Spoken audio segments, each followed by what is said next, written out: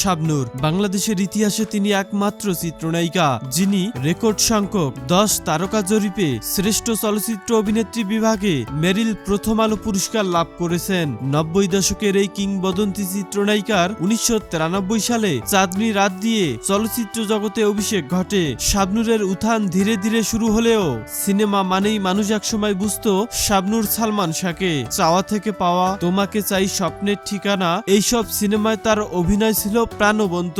আবেগ আর অনুভূতিতে সিনেমা সেটের সামনেই মানুষ কান্নায় ভেঙে পড়ত।